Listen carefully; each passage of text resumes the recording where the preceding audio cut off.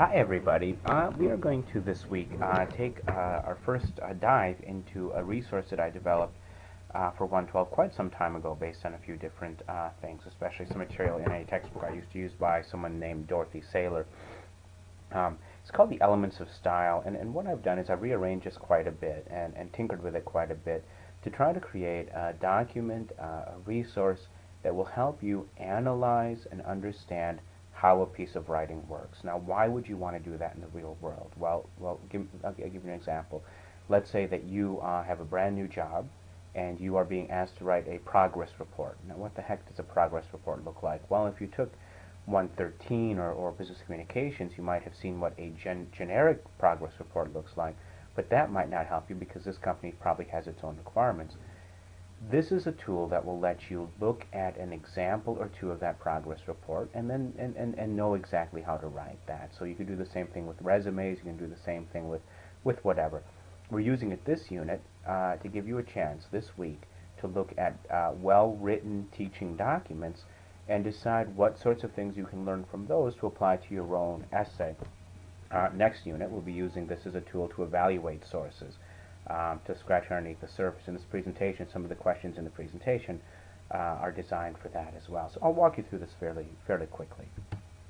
Content is one of the areas of style that I use when I evaluate your essays. If you looked at the grading criteria sheet in the syllabus, you'll have seen that already.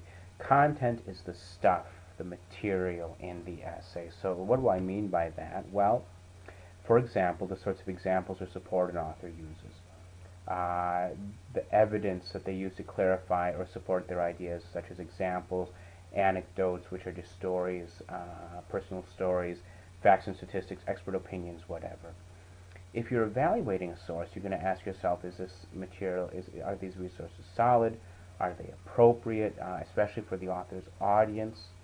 And is the support valid? As you're writing, you need to ask yourself these same questions. So if you're preparing a teaching document for your audience, are the examples you're using to make things clearer appropriate for that audience? Will that audience understand them? Metaphors or comparisons. When you think of a metaphor, you think about poetry. But comparisons are actually very useful ways to teach people. You may, for example, compare the new thing you're teaching them to something they know already. So, for example, I have a student who wrote an essay once on long-distance running, writing it for short-distance runners. Well, what he could do is compare long-distance running to short-distance running, and he could draw from that. Any phrase that has "this is like so-and-so." So, boiling water, when the water boils, it will make a bubbling sound like popcorn popping. That's a very bad example, but what you're trying to do is find an image the reader will recognize and then compare the new information to that. Organization is another element of style, and under organization we look at, first of all, the big picture, the sort of global organization. If you're assessing a piece of writing, what order, in what order are the ideas introduced? What is the sequence of ideas? You should also keep that in mind as you're writing. What is the most logical sequence of ideas for your audience? So if you're teaching me how to do something, that's going to be a chronological sequence. First you do this and you do that. If you're teaching me a concept, then you've got to think carefully.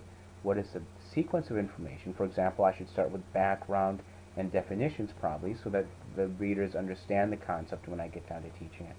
Another big picture issue is length. We tend to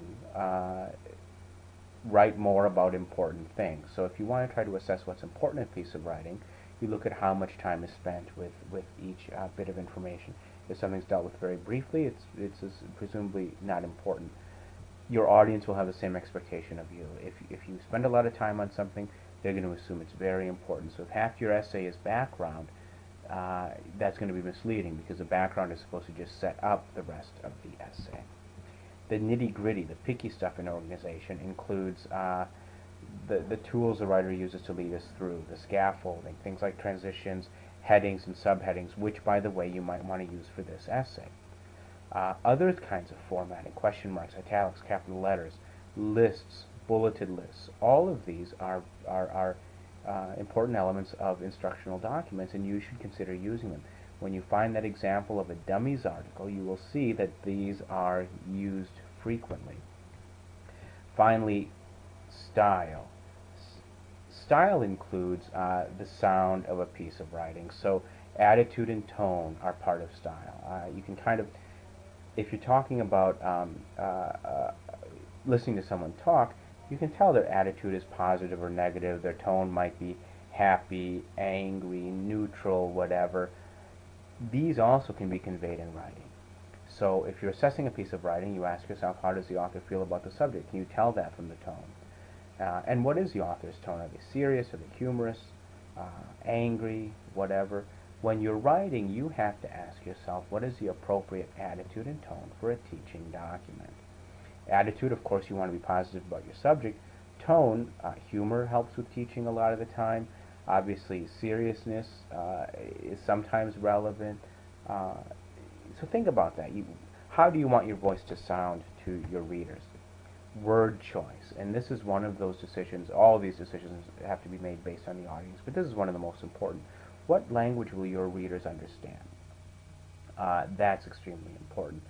Also, if you're assessing a piece of writing, you can ask yourself, is the language appropriate to the audience? Because sometimes people will use big words, for example, as a way of trying to snow the audience. If you go to a store and someone's trying to sell you a computer and they're throwing all this computer technology out there that you don't understand, there's a good chance they're trying to overwhelm you with that diction, with the words they're choosing, so you just sort of trust them and go with their suggestions. So that's important. Level of diction, is it formal or informal? Teaching documents, textbooks tend to be a bit more formal. Instructions a lot of times are less formal. Connotation, an implied meaning. And I'll give you an example. Some words have negative connotations. Some words have positive connotations. Okay? So, for example, when I first came back from Saudi Arabia, I was a little bit chunky. I was about 200 pounds. Okay? So if I wanted to describe myself, I might have said I was healthy. That was a phrase we used to use when I was a kid if you were a little bit overweight. Other words with worse connotations would be things like fat. You don't want to call yourself fat because it sounds very negative.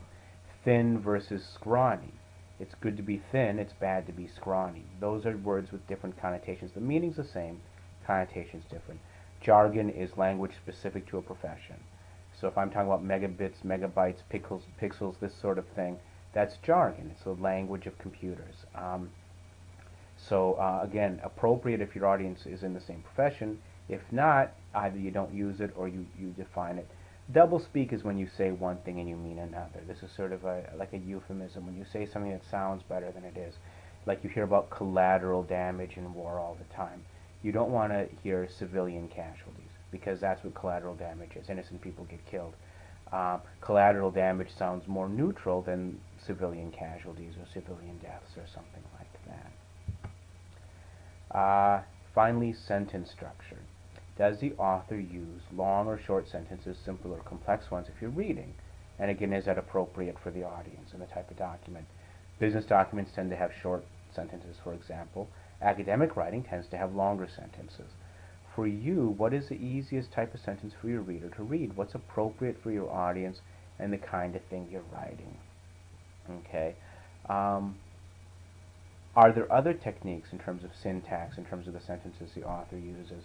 Things like sentence fragments, which can be effective if you do them on purpose for emphasis. They're very short sentences that will emphasize an idea or establish a certain rhythm in your writing. And that is it. So, tackle that dummies exercise in this week's task sheet, and, of course, come to me with any questions.